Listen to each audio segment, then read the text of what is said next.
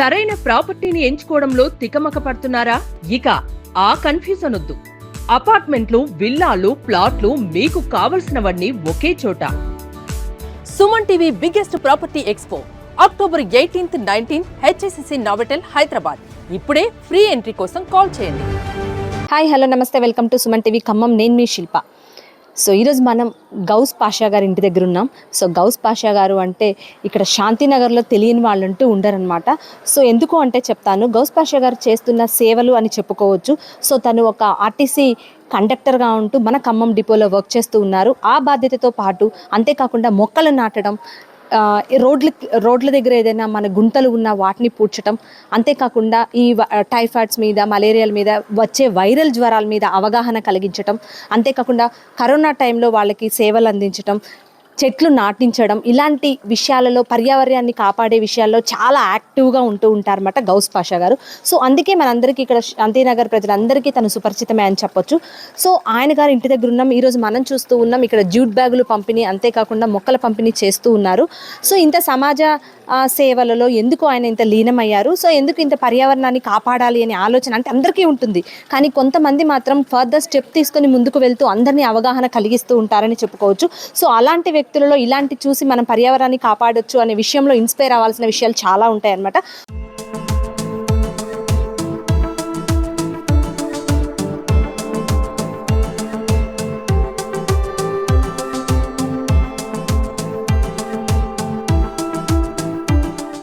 నమస్తే గౌస్ పాషా గారు, ఎలా ఉన్నారు? నమస్తే మేడం గారు, అందరికీ సలాం, నమస్కారం. సుమన్ టీవీ గారికి నమస్కారాలు. మీడియా మిత్రులందరికీ శుభాకాంక్షలు, ధన్యవాదాలు. Okay, thank you so much అండి.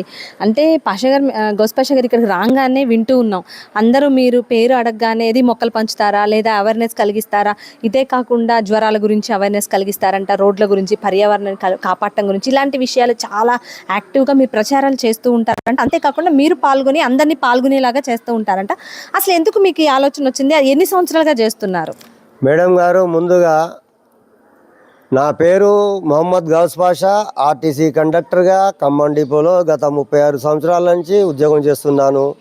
నేను ఖాళీగా ఉన్న సమయాలలో అనేక సామాజిక సేవలు చేసుకుంటూ ప్రజల సమాజం కోసం అందరూ బాగుండాలని, అందులో మనం ఉండాలనే ఉద్దేశంతో నేను ఏమీ ఆశించకుండా అనేక కార్యక్రమాలు చేసుకుంటూ పోతున్నాను. అందులో ముఖ్యముగా మొదటి భాగం వనజీ రామయ్య గారి ఆదర్శముగా తీసుకొని నేను సుమారు 2000 పైన మొక్కలు నాటాను. స్వయంగా గడ్డపారతోటి గుంటలు తీసి మొక్క నాటి, మొక్కలకు నాటిన మొక్కను సంరక్షించడానికి స్వయంగా బకెట్లతో నీళ్లు పోసి మొక్కలను సంరక్షించాను. అవి సుమారు పెద్దగా పెరిగి పచ్చదనంతో కలకలాడుతూ స్వచ్ఛమైన ఆక్సిజన్ని అందిస్తున్నాయి. చెట్టు నీడలో ఉన్న హాయి శ్రమజీవిని అడగబోయి అంటే, చెట్టు నీడలో ఉన్న హాయి శ్రమజీవిని అడగబోయి అంటే దాని అర్థము, ఒక కార్మికుడు, ఒక కర్షకుడు కూలి పని చేసే ఆయన ఎండలో పని చేస్తుంటే అతను అలసటతో ఉండి ఇమ్యూనిటీ పవర్ కొద్ది తగ్గేసరికి అతనికి మళ్ళా పవర్ రావాలంటే అతను ఒక 10 నిమిషాల పాటు ఒక చెట్టు, ఒక వృక్షం కింద పోయి 10 నిమిషాల పాటు కూర్చుంటే అతనికి మళ్ళీ అలసట అనేది వెళ్ళిపోతుంది. మళ్ళీ శారీరకంగా ఉత్తేజంగా ఉంటాడు, మళ్ళీ పనిలో నిఘ్నమైపోతాడు. చెట్టు నీడలో ఉన్న హాయి శ్రమజీవిని అంటే అర్థం అది. ప్లాస్టిక్ రహిత సమాజంగా చూడాలని అని చెప్పడం కూడా మేము విన్నామన్నమాట. సో ప్లాస్టిక్ బ్యాగులు, జ్యూట్ బ్యాగులు పంచిపెట్టడానికి కారణం ఏంటి? మేడం గారు, ఇప్పుడు పర్యావరణ చాలా కలుషితం అయిపోయింది మేడం. సముద్రాలలో కొన్ని వేల టన్నులు సీసాలు, కవర్లు, అసలు లెక్కలేని టన్నులు మేడం. అసలు ఎవరి చేతులు చూస్తే క్యారీ బ్యాగు, వాటర్ బాటిళ్ళు, అసలు ఏమీ లేదు. ప్రతి ఒక్కరు సంచులు ఇంటి నుంచి తీసుకోవడం మర్చిపోయారు. ముందు ప్రజలకు ఏం చేయాలంటే, ప్రజలకు నేను కూడా అవగాహన కల్పిస్తున్నాను. ప్రజలు మంచిగా ఉండాలని, అందరూ మంచిగా ఉండాలి, అందరూ బాగుండాలనే ఉద్దేశంతో ప్లాస్టిక్ని నివారించాలి. ముందుగా మనం షాపింగ్ వెళ్ళేటప్పుడు, లేకుంటే కూరగాయలు వెళ్ళేటప్పుడు మన జ్యూట్ బ్యాగ్ కానీ లేకుంటే క్లాత్ సంచి కానీ వెంట తీసుకొని వెళ్ళాలి. దాంట్లో సరుకులు, కూరగాయలు, పాలు, పెరుగు, ఒక బాక్స్, టిఫిన్ బాక్స్ తీసుకొని వెళితే మనం వారానికి ఒకసారి ఫిష్, చికెన్, మటన్ తింటాం కాబట్టి ఆ బాక్స్ తీసుకొని వెళ్తే అతను కవర్ ఇవ్వకుంటుంటాడు. మనం ఆ బాక్స్లో వేసుకొని వస్తే మనం ప్లాస్టిక్ని నివారించగల వాళ్ళం అవుతాం మనం.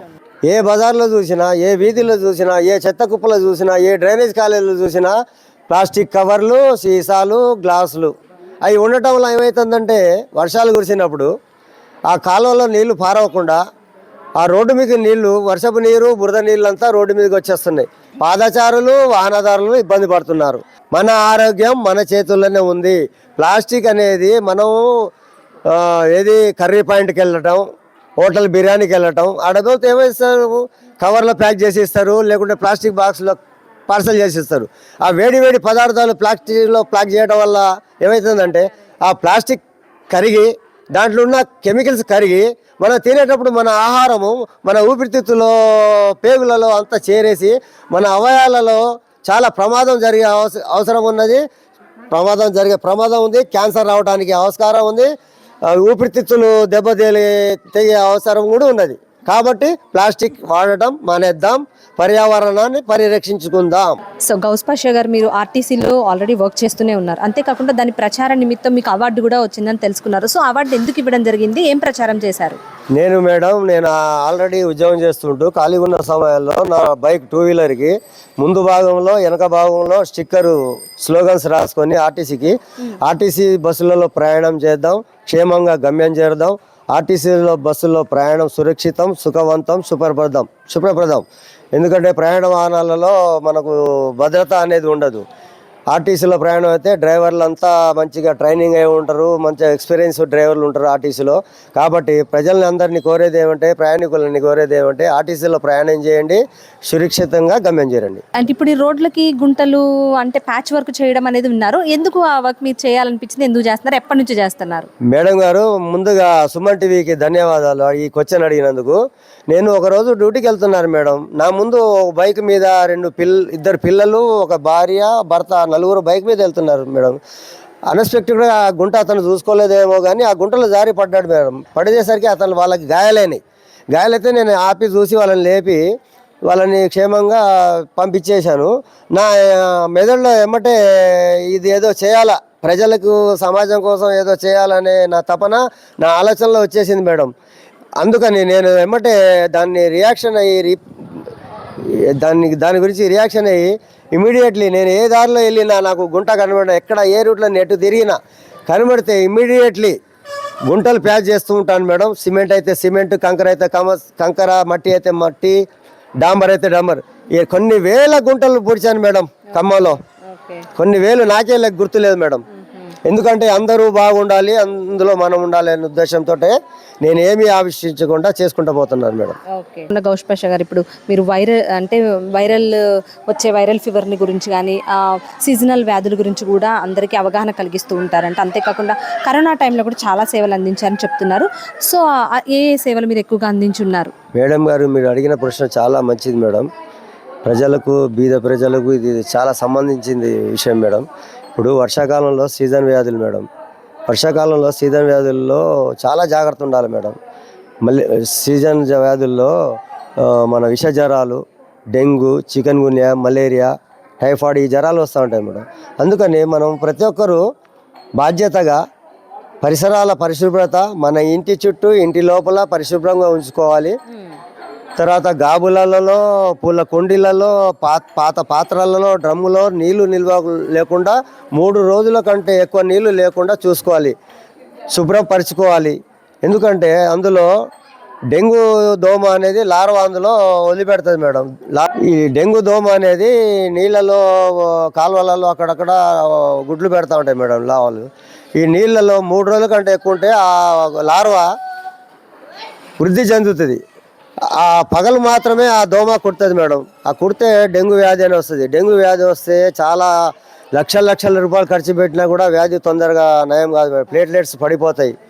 ఎందుకంటే బీదవాళ్ళు దీన్ని ఆరోగ్యం కోసం కాపాడుకోవాలంటే, వైద్యం చేసుకోవాలంటే చాలా డబ్బులు ఖర్చు అయిపోతాయి. అందుకని ప్రజలకు సుమన్ టీవీ ద్వారా తెలియజేందంటే, పరిసర ప్రాంతాలలో పరిశుభ్రంగా ఉంచుకుంటే మన ఆరోగ్యం మన చేతుల్లోనే ఉంటుంది, ఎక్కడికి వెళ్ళటానికి వీలు లేదు.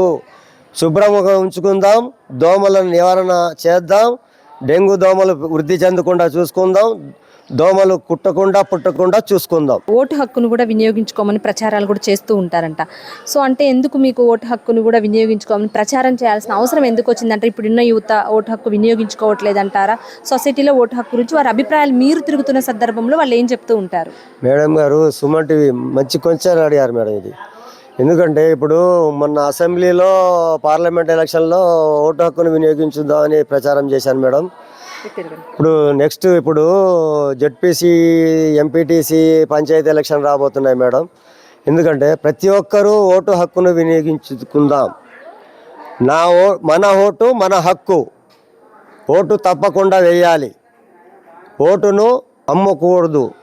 ఓటు మన బాధ్యత. మన ఓటు మన జన్మ హక్కు. మన ఓటే మన భవిష్యత్తు మరియు దేశ భవిష్యత్తు. ఎందుకంటే అనవసరంగా ఏదో ప్రలాభాలకు లొంగి డబ్బులు తీసుకోవడం అసలు డబ్బులు ఓటుకే నోటు వద్దు. ఓటుకు నోటు వద్దు. ఓటే మన ముద్దు. ఎలాంటి ప్రలోభాలకు లొంగకుండా ప్రతి ఒక్కరూ ఓటు హక్కును వినియోగించండి. మీకు నచ్చిన అభ్యర్థికి ఓటేయండి. మీకు ఒకవేళ నచ్చని అభ్యర్థి ఎవరైతే ఉంటారో మీరు ఓటా నొక్కాలి. ఎందుకంటే మీరు జనాభా లెక్కలో ఉంటారు. ఓటా నొక్కలేదనుకోండి జనాభా లెక్కల నుంచి మీరు తొలగించినట్లయితారు. కాబట్టి మీరు ప్రతి ఒక్కరు ఓటు హక్కుని వినియోగించండి. యువతకు కానివ్వచ్చు, పిల్లలకు కానివ్వచ్చు, పెద్దవాళ్ళకి కానివ్వచ్చు, ఇంకేం చెప్పాలనుకున్నారు? ఇంకే కార్యక్రమాల మీద మీరు అవగాహన కలిగిస్తూ ఉంటారు ప్రజలకి? మేడం గారు సుమన్ టీవీ ద్వారా నేను సమాజానికి, ప్రజలందరికీ, నాతోటి ప్రజలందరికీ నేను సుమన్ టీవీ ద్వారా తెలియపరుస్తున్నాను మేడం. సమాజంలో నేను టీవీలలో, వార్తలలో, నేను జనరల్గా బస్సులలో వెళ్తూ ఉంటే బస్ స్టాండ్లో కండక్టర్గా ఉద్యోగం చేస్తుంటాను. కాబట్టి నాకు అనేక రకరకాల సమస్యలు నాకు తెలుస్తూ ఉంటాయి మేడం.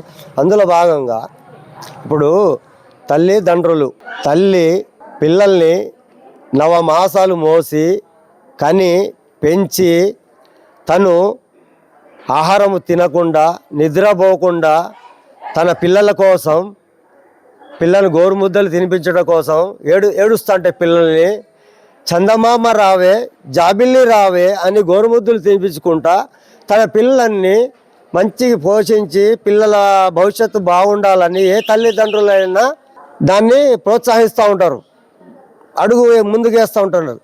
ఇప్పుడు ఏముందంటే సమాజంలో అంతగా నిద్రాహాలు మానేసి పెంచి చేసింది చూడకుండా తండ్రిదండ్రులను అసహ్యంగా మాట్లాడటం, లేనిపోని మాటలతోటి తల్లిదండ్రులు హింసించటం, తండ్రిదండ్రులు అనవసరంగా మాటలు చెప్పేసి వాళ్ళని ఇబ్బందికి గురి చేయటం, ఇది సమంజసం కాదు.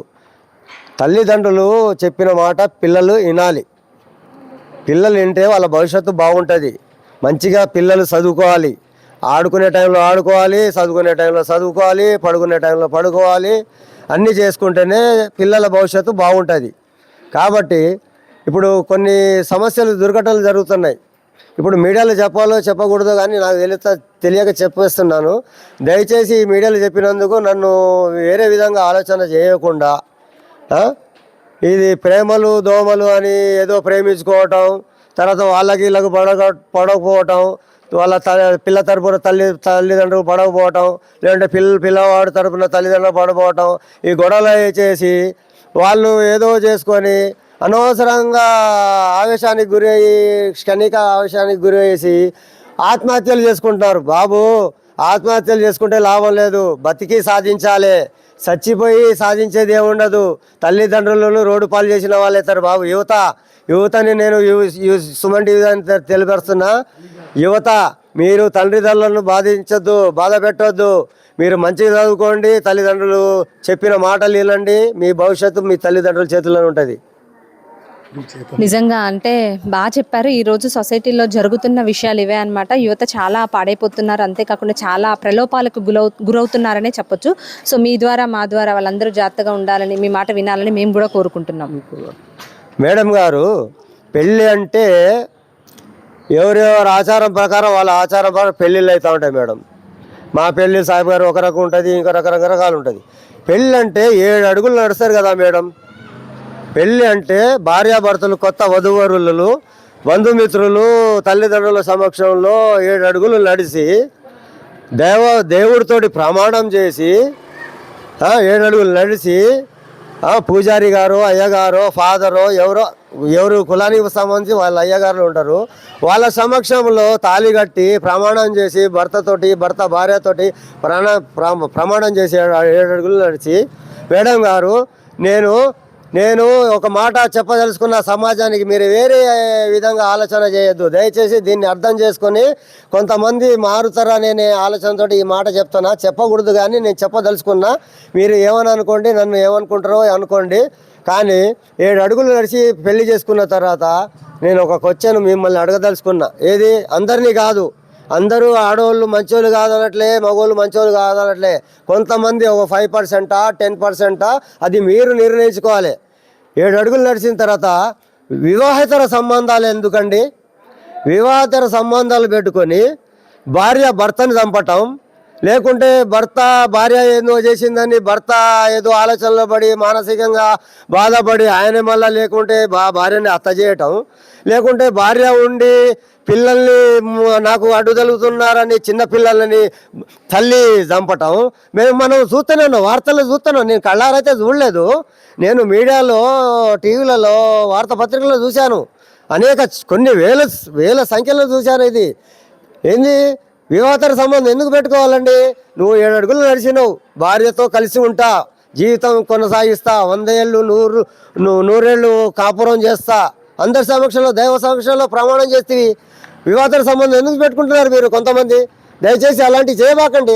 ఎందుకంటే సమాజంలో మీరు తల ఎత్తుకొని తిరగలేరు, తల దించుకోవాల్సి వస్తుంది పని చేసినందుకు. దయచేసి వివాహేతర సంబంధాలు పెట్టుకోబాకండి. మీ భార్య భర్తల్ని ఒకరినొకరు చంపుబాకండి. మీ అమాయకులు చిన్నపిల్లలండి. మొన్ననే రీసెంట్గా చూశాను, పేపర్లో చూశానండి. ఎందుకండి ఇది? చిన్న పిల్లల్ని చంపుతారండి దీనికోసం, వివాహేతర సంబంధం కోసం. దయచేసి నేను సుమన్ టీవీ ద్వారా చేస్తున్నాను. నేను ఇందులో ఏమైనా పొరపాటుగా మాట్లాడితే గవర్నమెంట్ కానీ, ప్రజలు కానీ, సమాజం కానీ, మీడియా మిత్రులు కానీ, సంఘాలు కానివ్వండి, ఇతర పార్టీ వాళ్ళ నాయకులు కానీ నన్ను క్షమించగలరని ఈ సుమన్ టీవీ ద్వారా నేను తెలియపరుస్తున్నాను. Okay, thank you Ghouse Pasha గారు. సో చూసాం కదా, ఈ గౌస్ పాషా గారు ఇక్కడ అందిస్తున్న సేవలు, అంతేకాకుండా సమాజానికి తను ఏదైతే చెప్పాలనుకున్నారో తన వాక్యాల ద్వారా తెలియజేయడం జరిగింది. సో మొక్కలు నాటే కార్యక్రమం నుంచి మొదలుకొని తర్వాత తను ఒక్కొక్క మెట్టుగా ఈ సమాజంలో జరుగుతున్న వాటి మీద ఫైట్ చేయడం అయితే జరుగుతుంది. సో తను చేసే మంచి పనులకు తనకు ఎన్నో అవార్డ్స్ తీసుకోవడం కూడా జరిగింది. సో మన గౌస్ పాషా గారు ఇలానే ఇంకా మంచి పనులతో ముందుకు వెళ్తూ సమాజంలో తన వంతు బాధ్యతగా కొంతమందినైనా మార్చగలగాలి అని తన కోరిక. సో ఆయన కోరిక మన త్వరగా నెరవేరాలి, చాలామంది మారాలి, అందరూ మంచిగా ఉండి పర్యావరణాన్ని రక్షించుకుంటూ సమాజంలో హెల్దీ లైఫ్ జీవించాలని మన సుమన్ టీవీ ద్వారా కోరుకుంటూ థ్యాంక్ యూ సో మచ్. పర్యావరణ పరిరక్షణ కోసం అందరూ బాధ్యులు కావాలి. ప్లాస్టిక్ వాడటం ఆరోగ్యానికి మంచిది కాదు. మనం ప్లాస్టిక్ వస్తువులలో బజార్కి వెళ్ళి వేడి ఆహార పదార్థాలు, వేడి ఛాయ్, అందులో పార్సల్స్ తీసుకొచ్చి మనం తింటూ ఉంటాం. అది ఆ ప్లాస్టిక్ కరిగి అందులో ఉన్న రసాయనాలు కరిగి మనం తినే ఊపిరితిత్తుల్లో చేరి మనకు క్యాన్సర్ వచ్చే ప్రమాదం ఉంది, ఊపిరితిత్తులు ఖరాబ్ అయ్యే ప్రమాదం ఉంది. కాబట్టి ప్లాస్టిక్ కవర్లు కానివ్వండి, ప్లాస్టిక్ సీసాలు కానివ్వండి, ప్లాస్టిక్ ఏదైనా తయారైన వస్తువులు మనం వాడకూడదు. మనం బజార్కి వెళ్ళేటప్పుడు, మనం షాపింగ్ కొరకు వెళ్ళేటప్పుడు, కూరగాయలు లేదా మాంసమో పాలో తీసుకురావడానికి వెళ్ళేటప్పుడు మనం ఒక జూట్ బ్యాగు లేకుంటే ఒక క్లాత్ సంచి, జూట్ బ్యాగ్ కానీ క్లాత్ సంచి కానీ వెంట తీసుకొని వెళ్ళాలి. తీసుకొని వెళ్ళినప్పుడు మనం దీనిలో సరిపోను మనం ఏమైనా కూరగాయలు కానీ, మటన్ కానీ, చికెన్ కానీ, పాలు కానీ, పెరుగు కానీ కవర్లలో తీసుకోకుండా మనం ఈ బ్యాగ్లో తీసుకొని రావాలి. వాళ్ళు కవర్లు ఇస్తే మాకు కవర్లు వద్దండి, ప్లాస్టిక్ వద్దు, మేము ప్లాస్టిక్ వాడడం, మాకు ఇందులో ఏంటి మేము తీసుకొని పోతాం. మాంసం తీసుకుపోయినప్పుడు ఒక స్టీల్ బాక్స్ తీసుకొని వెళ్ళాలి. చికెన్, ఫిష్ ఈ వాటికి వెళ్ళేటప్పుడు ఒక బాక్స్ తీసుకొని వెళ్తే దాంట్లో మనం వాళ్ళు ఇచ్చిన దాంట్లో బాక్స్ పెట్టుకొని జూట్ బ్యాగులు వేసుకొని రావచ్చు. ప్లాస్టిక్ వాడటం వల్ల అనేక అనర్థాలు ఉన్నాయి.